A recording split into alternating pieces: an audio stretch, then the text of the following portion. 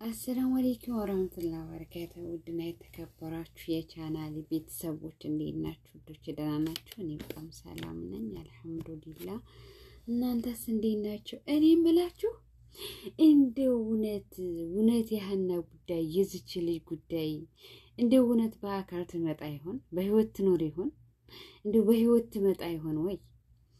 ብታምኑኝም ባታምኑኝም ይሄው አይኔ ሊጠፋ ነው። ታውቃላችሁ አይኔ ሊጠፋ ነው።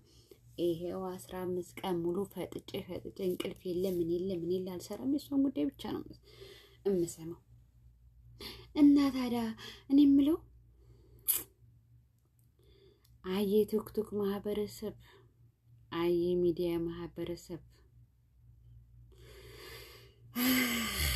ለማንኛውም በጣም ጠፍቻለሁ። ላይክ ሰብስክራይብ አድርጉኝ። እውነት ለመናገር የሷ ጉዳይ አንደኛይቱ ኮሜንታተር እኔ ሆኜ ነው። እውነቴን ነው የምላችሁ። ይሄው እናንተ ጋር እንኳን ብዙ በዚህ በዩቲዩብ ለመንጠም ማለት ነው። በቃ ተተክዬ አለሁ። ይሄው ከአሁን በላይ እኔ እጅ ሰጥቻለሁ። ከአሁን በላይ እውነቴን ነው የምላችሁ።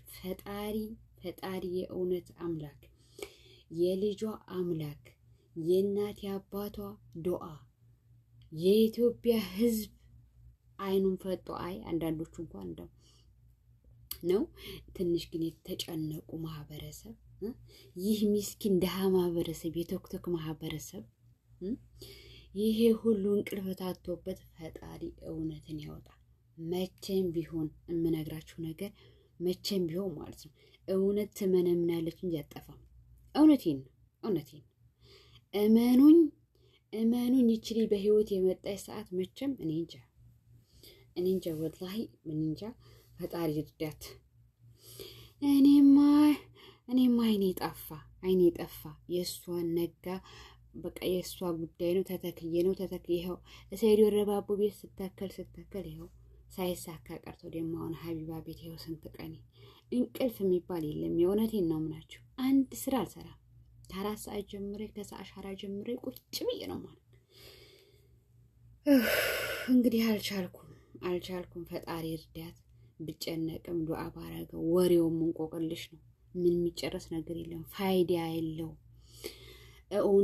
እውነት የህፃን ልጅ አምላክ እናቱን በሰላም ያውጣለት፣ እናቱን ያገናኘው።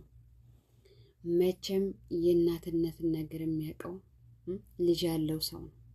የልጅንም ነገር የሚያውቀው የወለደ ሰው ነውና ፈጣሪ እኔ ምን እንደምላችሁ አላውቅም። ወላሂ ነው የምላችሁ። በጣም ነው ያሳዘነች።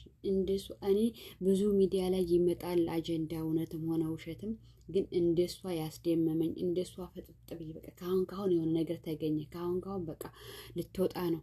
አንዳንዴማ በቃ የሆነ ጉዳይ ነው እንደዚህ ነው ብለው ሲመጡ ማለት ነው በቃ ይዘዋት በቃ ላይ በላይ ከች የሚሉ ነው የሚመስለኝ። የሆነ ደጋግ ሰዎች ምናምን አይጠፉም ብዬ አስባለሁ። አይ ማህበረሰብ፣ ለማንኛውም ሰብስክራይብ አድርጉ። ዛሬ አጠር ያለ ቪዲዮ ናት። እንቀጥላለን ወደ ስራችን ማለት ነው።